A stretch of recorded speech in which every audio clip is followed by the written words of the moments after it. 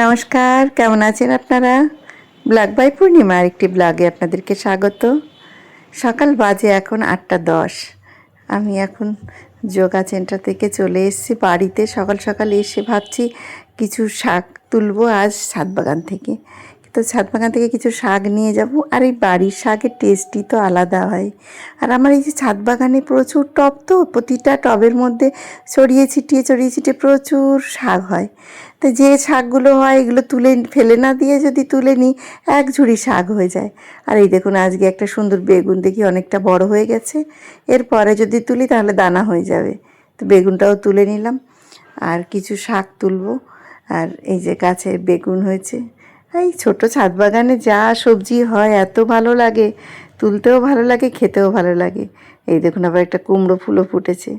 বেশি ফোটে না, ছোটো কুমড়ো গাছ তো। একটা একটা করে ফুল আমি নিয়ে ফ্রিজে বক্সে রেখে দিই। অনেকগুলো যখন হয়ে যায় তখন ছেলেকে বড়া ভেজে দিই। বক্সে রেখে দিলে এই ফুলগুলো কিছু নষ্ট হয় না। একদম যদি এক সপ্তাহ রেখে দিই এই কুমড়োর ফুল, এক সপ্তাহ কিন্তু এরকম টাটকা থাকে। তো প্রতিদিন একটা দুটো করে ফোটে, তুলে আমি একটা বক্সে জমিয়ে রাখি। আর একটু কুমড়ো শাকও কাটলাম। আর এই যে প্রতিটা টবের মধ্যে দেখুন কত শাক, এই নোটে শাক, এগুলো নোটে শাক, নানান রকমের শাক হয়, মিক্সচার শাক, সমস্ত শাক তুলে এক ঝুড়িকো হবে। এটা নিয়ে আজ সুন্দর একটা শাক ভাজি হবে। এটা খেতে কিন্তু বেশ টেস্ট লাগে, নানান রকম পাঁচমিশালি শাক। আমি তো মাঝে মধ্যেই, আর এই টবের মধ্যে আগাছা থাকলে ওই গাছের খাবার পায় না। আর এই দেখুন, বেদির মধ্যে আমার লাল শাকের দানা ফেলেছিলাম, সেগুলো হয়ে গেছে। এই আমড়া গাছের নিচ গোড়াতে এগুলো হচ্ছে সেচি শাক। আমরা সেচি শাক বলি, আপনারা কী নামে জানেন জানি না। আমরা এটা সেচি শাক বলি, কেউ মালঞ্চ শাকও বলে, এক একজনে এক একটা নামে জানে। তো এই গাছের প্রতিটা গাছের, এটা একটা আতা গাছের গোড়াতে দেখুন কত নোটে শাক। তো এরকম প্রতিটা টবে আগাছা এরকম মতন শাক হয়ে রয়েছে, সেগুলো সমস্ত আজ আমি তুলে নিয়ে যাচ্ছি। শাকগুলো খাওয়া হয়ে যাবে, আর এটা আমার ছাদ বাগানের ছোটো টবগুলো পরিষ্কার হয়ে যাবে। আর কুমড়ো শাকের ডাগা, কুমড়ো শাক বেশি হয়নি, এই সবেদা গাছে দুটো ডাগা হয়েছিল, একটা ডাগা কেটে নিলাম কুমড়ো শাক। আমার মেয়ে কুমড়ো শাক খেতে পারে, ভীষণ ভালোবাসে। তো বাজার থেকে আর কুমড়ো শাক নিয়ে আসেনি, তো এখানে কুমড়ো শাক পেলাম, একটা দুটো ডগা, একটা নিলাম। তো চলুন এগুলো নিয়ে এখন নিচে যাই, রান্না করতে হবে। আর এই চাল ধোয়া জল তো আমি কখনোই ফেলি না, এগুলো সমস্ত গাছে ছাদ বাগানে দিই। ফেলে না দিয়ে ছাদ বাগানে গাছে দিলে পুষ্টিও পায়। আর আমার চাল ধোয়া জলটা আলাদা করে ফেলতে হয় না। প্রতিটা টবেই দেখুন, একটা কড়াইয়ের মধ্যে কিছুটা মাটি দিয়ে এখানে একটা গাছ বসিয়ে দিয়েছিলাম, তার মধ্যে কত নোটে শাক, আর ওদিকে বড় বড় হয়ে গেছে এই যে বেতুয়া শাক। এগুলো যদি না তুলি, এদিকে মাটির থেকে সারটা নষ্ট করে দিচ্ছে। তো এগুলো আজ পুরো তুলে ফেলবো। গোড়াতে সুন্দর একটা এখানে একটা গাছ লাগিয়েছি, সেই গাছটা এখন উঠে যাচ্ছে এই শাকের জন্যটা, মাটির সহ। তো ধীরে ধীরে এটা মাটিটাকে রেখে চেপে রেখে আস্তে আস্তে শাকটা তুললাম।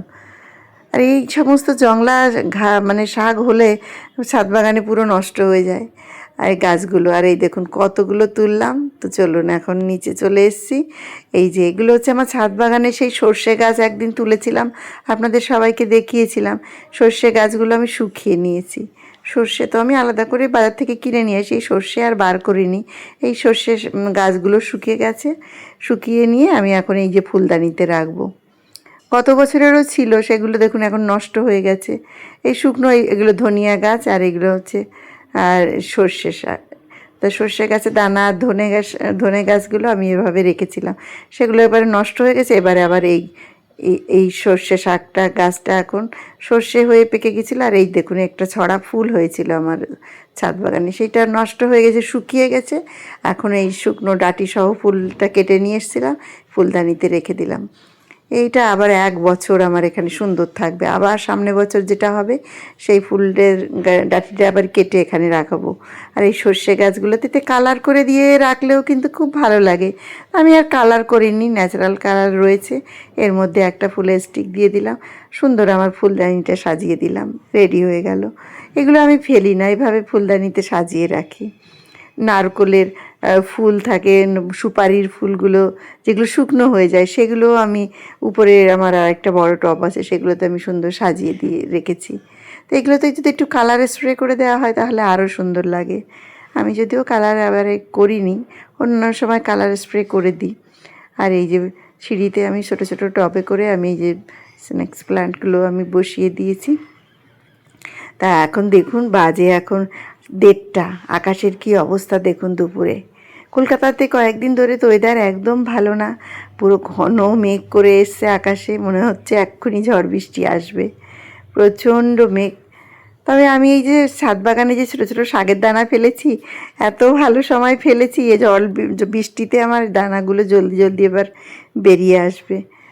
যতই জল দিই না কেন, বৃষ্টির জল একটা আলাদা গাছের মানে বেড়ে ওঠার সাহায্য করে গাছ। তো বৃষ্টির জল পেলে তো খুবই সুন্দর হবে। তো দেখছি আজ কদিন কলকাতায় প্রত্যেক দিনই বৃষ্টি, ঝড় বৃষ্টি বেশ পরিমাণে এবারে হচ্ছে। গতবারে এতটা প্রচণ্ড গরম ছিল, আর এবারে দেখছি লাগাতার ঝড় বৃষ্টি লেগেই আছে। দেখুন বেদির উপরে বেশ শাকগুলো বড় বড় হয়ে উঠেছে, আর এই বৃষ্টির জল পেলে তো আরও সুন্দর হবে। তো এখন আমি এই সন্ধ্যা হয়ে এসছে, আমি এখন মুড়ি মাখিয়েছি, আর ফিশ ফিঙ্গার নিয়ে এসছে ছেলে, সেগুলো এখন খেতে বসেছি সবাই। তো আজকের মতন ব্লগটা এখানেই শেষ করছি, আবার একটি নতুন ব্লগে দেখা হবে।